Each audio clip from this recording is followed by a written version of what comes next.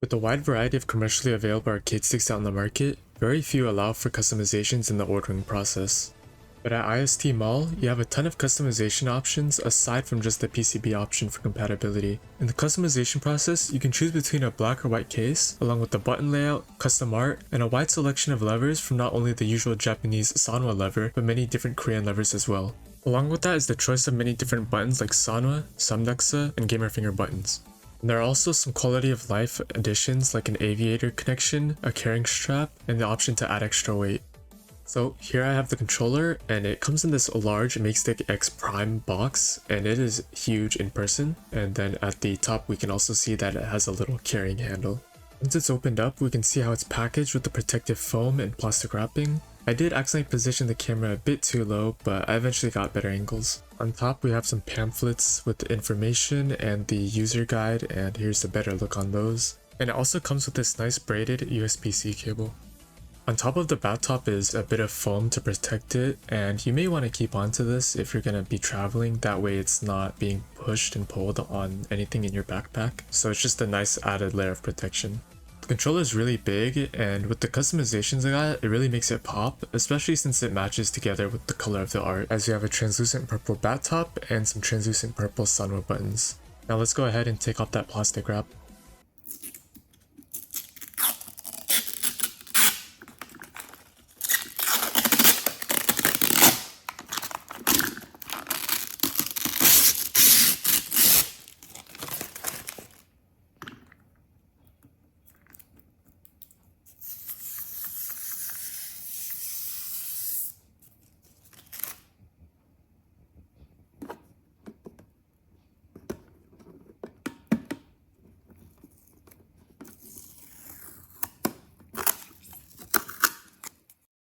Okay, so here's a closer look of the controller, and I really like the shape they've gone for with this, as it doesn't just take on the general rectangular shape that a lot of others have, and it has some nice angles to make it unique. Next up we have the lever, and by default you will have the Myeongcheon Fanta, which is a full color sized lever, but here I have the IST Alpha 49S, which has a lower collar and doesn't have as big of a collar as the Myeongcheon Fanta. However, if you do choose a lever with a lower collar like mine, you can see as I lift the dust cover here, you can see that it has the default dust cover and a larger clear one underneath to fill that gap, because this does still accommodate for full-sized collar levers. Now for the layout, you can see it comes at a bit of an angle from the general Vuelix layout, but it still works, so it shouldn't be an issue because you'll likely adjust to it over time. As for the button layout, it's actually A, B, X, Y, R, B, RT, L, B, LT, or if you're on PlayStation, it's cross, circle, square, triangle, R1, R2, L1, and L2.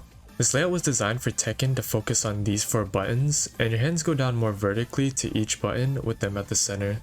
But with this in mind, you can always rebind them in-game or rewire them, since it's really easy to open this up. And if you're on PC, you have the option of changing them through the Steam controller mapping, which I'll show later. The menu buttons at the top are really satisfying to press, as they're pretty big and have a nice soft press. And we have the start button all the way on the right so you don't accidentally press it. And we also have these toggle switches, so when you flip it from the unlocked to the locked side, we have a LED indicator for it, and this basically blocks out the top menu, that way we don't accidentally press it, especially if we're at a tournament where we wouldn't want to accidentally pause. We also have a toggle switch for the D-pad, left stick, and right stick, so this can help you depending on what game you play or what menus you need to navigate.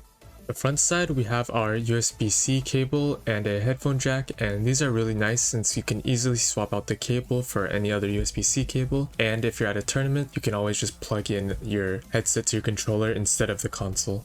At the bottom, there's a little button you can press for easy access to the parts. Inside, we have easy access to our wiring, and you can see how the PCB connects over to this separate board, which is used for our detachable USB-C cable and headphone jack. The button cables are nice and tidy, so if you want to rearrange the button cables to a more standard layout, then you can, which will be pretty easy. And if you also wanted to switch out the buttons, it shouldn't be a problem either.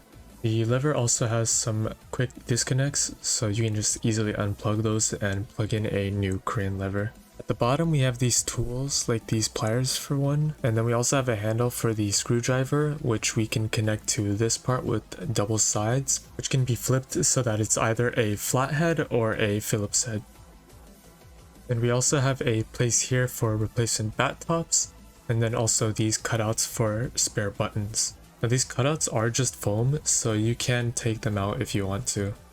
Now to close it, you would just clamp down the top back down, but sometimes you do have to use odd amounts of force and wiggle around until it does close properly. And on the bottom we have this nice rubber non-slip padding.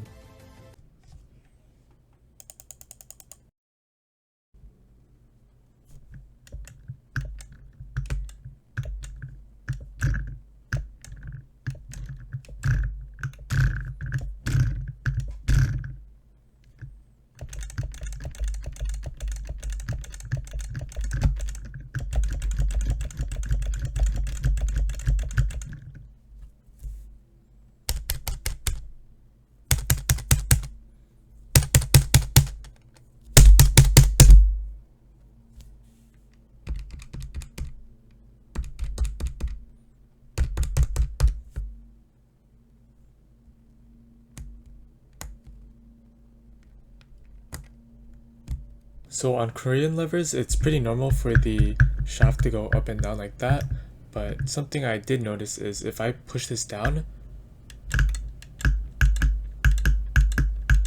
and rock it, for some reason it has that sound when the normal sound is like this. And then if we look at my Crown 309 MJ, if I press it down, I don't get that same weird clicking sound. Now this obviously doesn't affect gameplay, but you know, I just wanted to point that out. Here we have it in Tekken, and I don't play a whole lot of Tekken, so my execution isn't the best, but trying out some electrics went well and I had no issues there. As for wave dashing, it feels pretty nice since the lever's snappy, since it returns to neutral faster.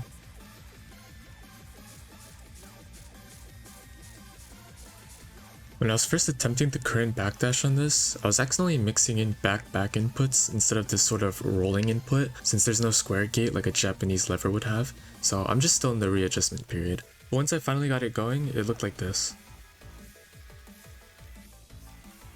As for the player 2 side, once you get into it, you can get some really fast wave dashes.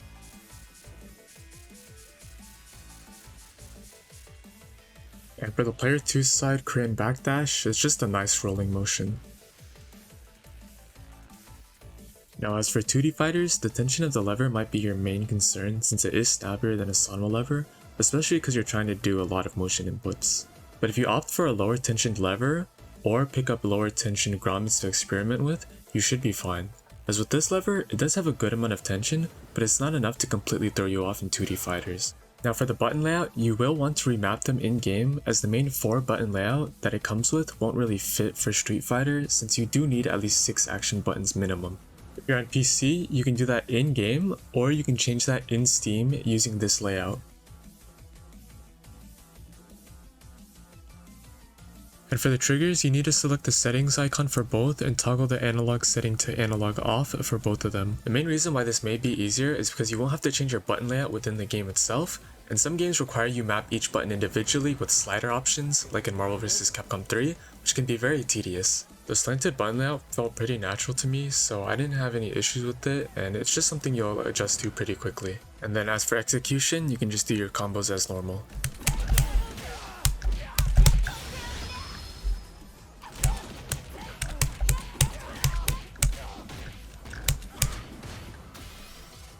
I think the Makestick Prime is a really solid controller that's definitely worth your money. The case feels premium as it's nice and weighty, it's sturdy, has a nicely designed shape, and really convenient with how it opens up. They even offer many different PCB options in case you just wanted to save some money, and the overall customization options are nicely varied. There's so many different options you can choose from, like the lever, buttons, and art, so you can personalize it to your very needs. You honestly don't see many top arcade stick manufacturers allowing you to customize the parts and art directly from their store, so it's really nice to see.